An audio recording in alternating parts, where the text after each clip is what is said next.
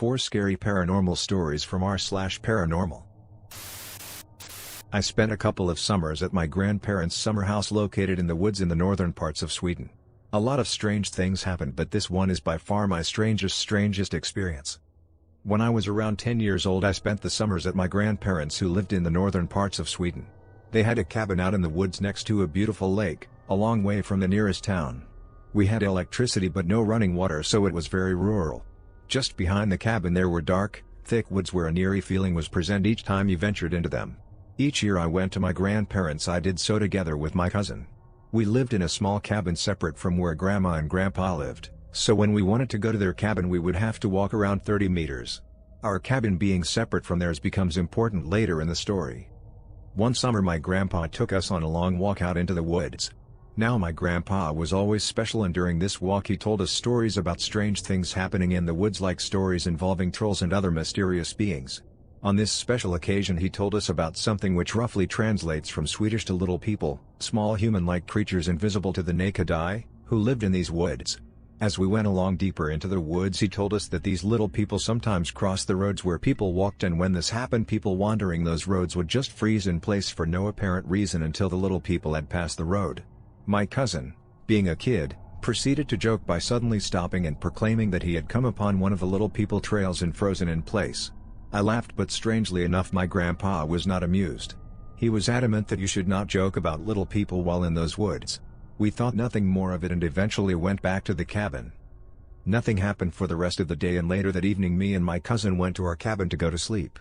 We got around 3 hours of sleep until we were suddenly awakened around 3 o'clock by commotion going on all around the cabin. The outside of the cabin's walls sounded like they were being scratched by a large bear, small pebbles were raining down on the roof, and we heard scratching coming from underneath our beds. In short, it was very loud and absolutely terrifying. It was like being completely surrounded by noise and chaos. We panicked, ran from our cabin, woke our grandparents and spent the night in their cabin. The next day Grandpa brought us back to the woods where we threw candy into the trees and said we were sorry. Nothing more happened after that, and we never made fun of the local legends again. To this day this is by far the most extreme experience I've ever had. The noise and how it seemed to come from every direction was insane. I landed the summer job a few years ago while getting my bachelor's in history. Fitting. The admin/owners treat us tour guides like shit on minimum wage. It is hardly a sustainable job if it wasn't for tips the nice folks would generously throw at the end of tours.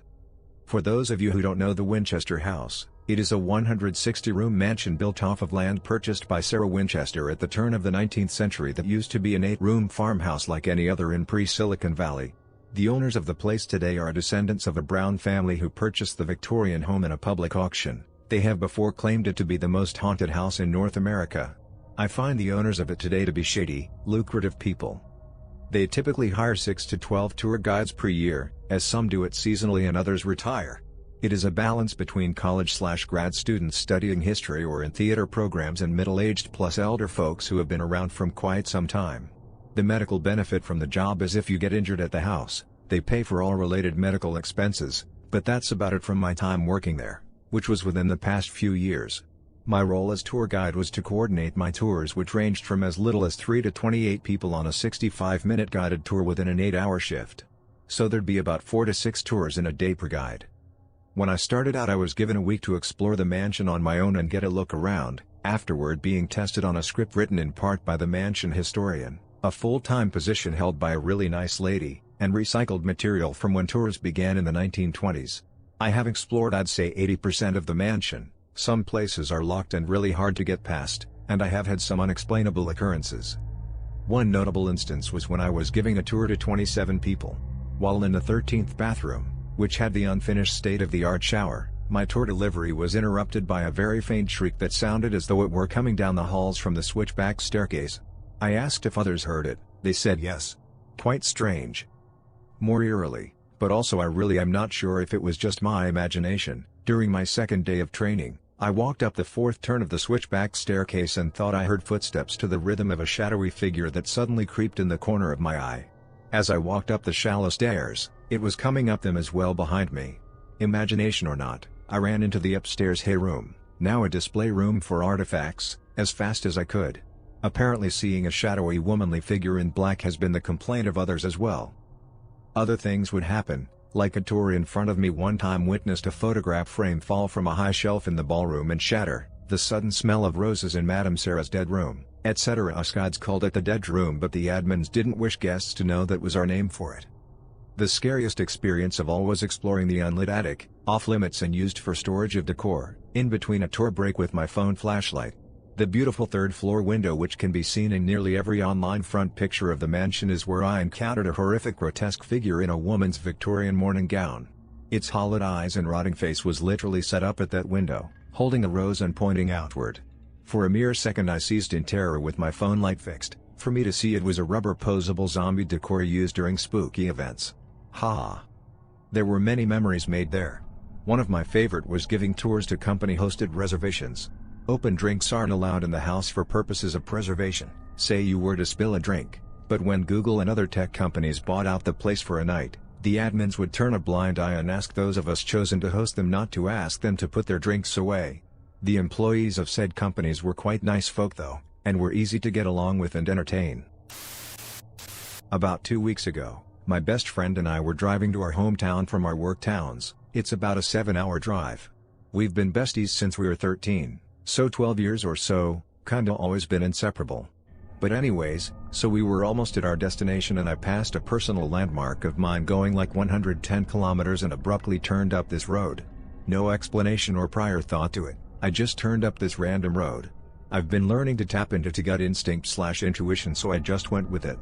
About 5 minutes of driving up this road, the further we drove the more silent we became. My throat felt like it was closing and it felt like I was punched in the chest. And all of my dad's music was playing on shuffle. We drove up the road for about 15 minutes and by time I had to make myself pull over, I was actually shaking. So I came to full stop because I needed to cry, and I looked over to my left where I pulled over and it all hit me at once. The house my grandparents built and raised my father in. The house is abandoned and condemned but was in perfect condition. Other than a few small breaks in windows, it didn't even look like there was a speck of dust. It was clean. It was bright, the sun was shining through it, the fence was perfect, the grass was perfect, and it was the eeriest thing I have ever seen in my life. And, I have never seen this house before in my life, but I knew this was it. Every story I've ever been told about that place, it's like it was actually playing in my head. Like an outer perspective of their memories they have shared with me, but it made me so sad. I feel like something weird was about to happen, like something was about to click. Backstory: my father is a very evil person. I'm talking like some Ted Bundy 2.0 shit. A further backstory to that, it all started in that area when he was a child, and allegedly his neighbor friend introduced him/or they began their bad shit together. I've always just written it off as a serious mental miswire, or that he himself is just a bad person, but wait. I did not touch anything on that property. I was about to, but then my friend was like, I just feel like you shouldn't even step foot past the fence at all. Brothers, I have been so stinking depressed since I have been home.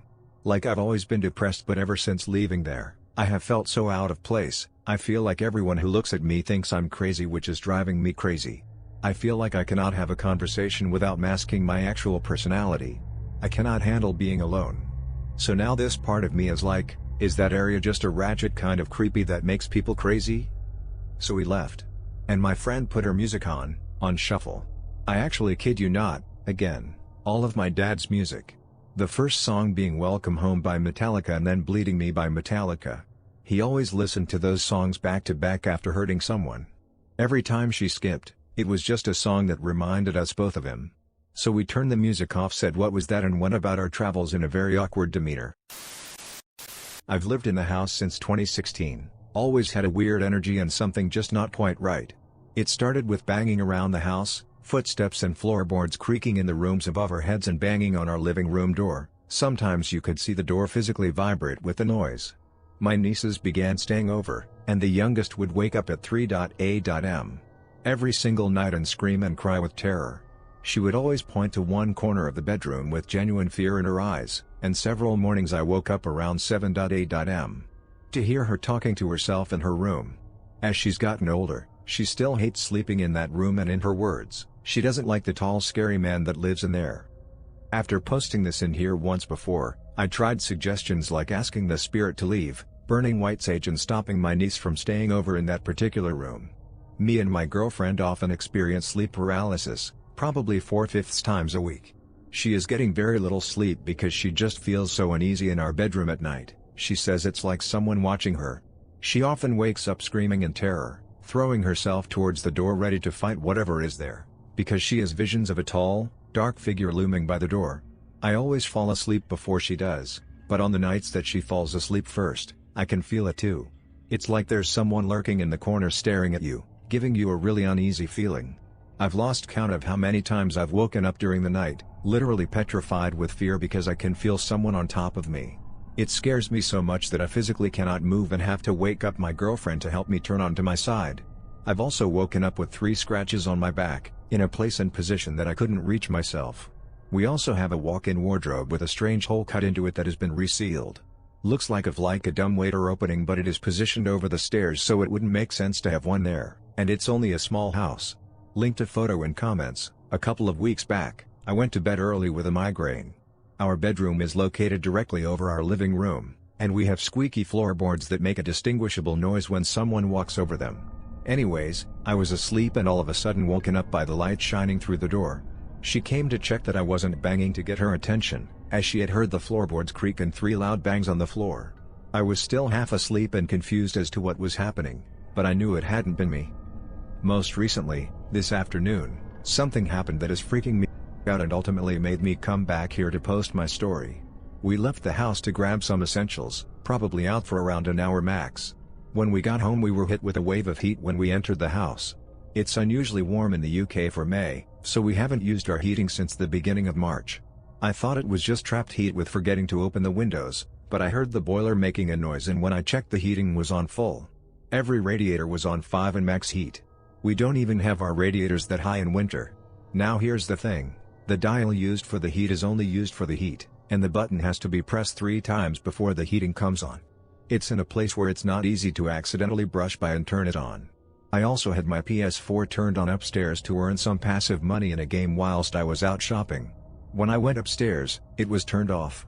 Not even just in rest move, the plug was turned off at the wall. I'm freaking out and genuinely terrified in my own house. All doors and windows were secured. I checked them all, and there's no other way into my home. Thank you guys for watching. If you liked the video don't forget to press like and subscribe.